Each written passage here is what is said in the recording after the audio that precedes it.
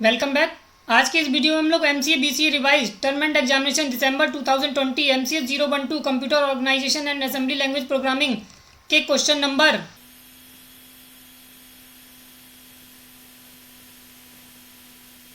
4A को discuss करने वाले हैं, जो कि आपसे क्या कह रहा है, draw the truth table of a encoder. ठीक है, आपको ट्रुथ टेबल ड्रॉ करनी है, किसके लिए?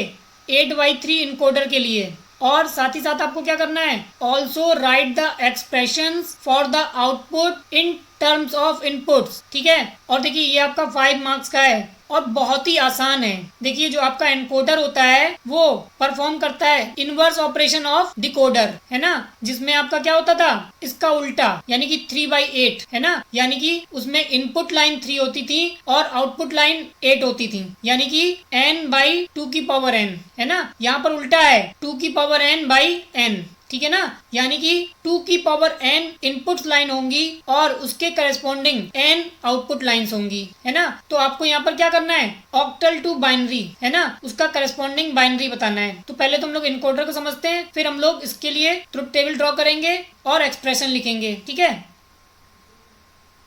तो देखिए an encoder is a digital circuit, बिल्कुल सही बात है, डिजिटल सर्किट है। और वो क्या करता है, that perform the inverse operation of a decoder, यानी कि वो डिकोडर का इनवर्स ऑपरेशन परफॉर्म करता है। ठीक है, और उसमें क्या होता है, एन एनकोडर हैज 2n और लेस इनपुट लाइंस, ठीक है, एंड n आउटपुट लाइंस, है ना। देखना है आप 8/3, यानी कि 2n, यानी कि n क्या है, 3 जैसे मान लीजिए, है ना, तो 2 3 मतलब 8, है ना, तो 2n इनपुट लाइंस हो गई और n आउटपुट लाइंस हो गई। ठीक है, और the output lines generate the binary code corresponding to the input value, है ना। तो देखिए इससे यहाँ पे साफ समझ में आ रहा है कि जो आउटपुट लाइन होगी वो बाइनरी कोड होगा corresponding to the input value, ठीक है ना। अगर D0 की बात करेगा डिकोडर की, है ना, तो वहां पर उसके करस्पॉन्डिंग बाइनरी नंबर लिखा जाएगा 0 का। ठीक है, अगर D1 होगा तो उसके करस्पॉन्डिंग लिखा जाएगा, D2 होगा तो उसके करस्पॉन्डिंग। ठीक है, और कुछ एज्यूम भी किया गया है, it is assumed that only one input has a value of 1, यानी कि हम यहाँ पर मान के चल रहे हैं कि एक समय में केवल एक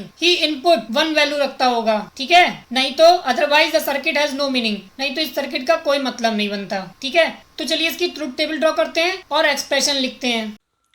तो देखिए आपको क्या करना है, draw the truth table of a 8/3 encoder, है ना, also right the expression for the output in terms of inputs. ठीक है, तो देखिए आपका जो एनकोडर है वो क्या है, एक डिजिटल सर्किट है ना,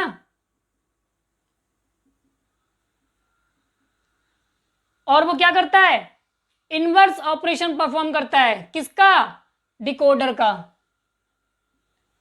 है ना, डिकोडर का इनवर्स ऑपरेशन परफॉर्म करता है। ठीक है, देखिए यहां से पता भी चलता है क्या है, 8/3, है ना, 8/3 एनकोडर। ठीक है, और अगर डिकोडर की बात होती तो वहां पर क्या होता, 3/8, है ना, यानी कि यहां पर आपकी 8 इनपुट लाइन होंगी और उसके करस्पॉन्डिंग 3 आउटपुट लाइंस होंगी। जबकि यहां पर क्या हो रहा था डिकोडर में, अगर आपकी 3 इनपुट लाइंस होती उसके करस्पॉन्डिंग आपकी 8 आउटपुट लाइंस होती, है ना। तो इनवर्स ऑपरेशन परफॉर्म करता है और दोनों ही आपके डिजिटल सर्किट हैं। ठीक है ना, तो चलिए इसकी ट्रुथ टेबल ड्रॉ करते हैं, है ना। तो हमें कितनी इनपुट लाइन रखनी होंगी, 8। तो हम क्या करेंगे, यहां पर D0, D1, D2, D3, D4, D5, D6 and D7। ठीक है, और ये हमारे हो जाएंगे इनपुट्स।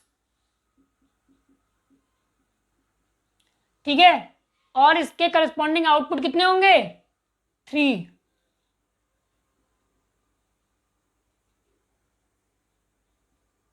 A2, A1, A0 मान लीजिए, है ना।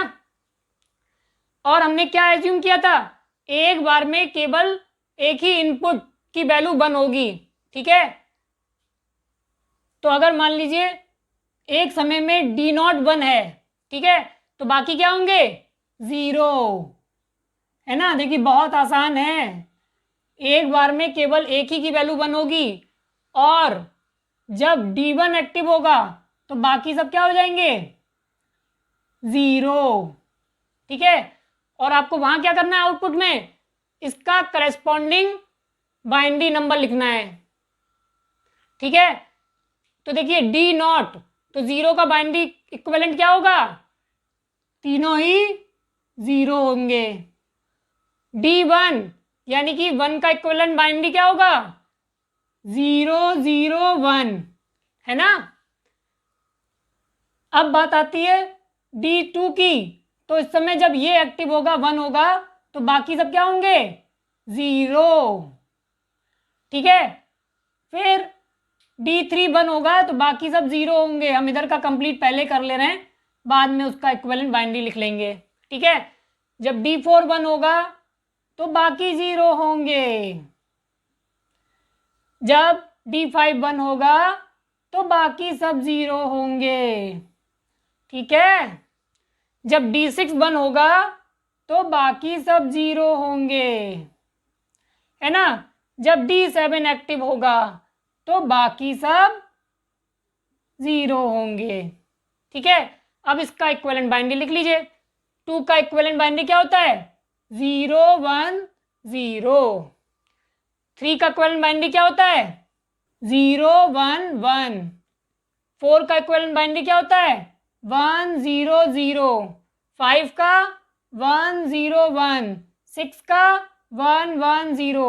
7 का तीनों ही 1, ठीक है।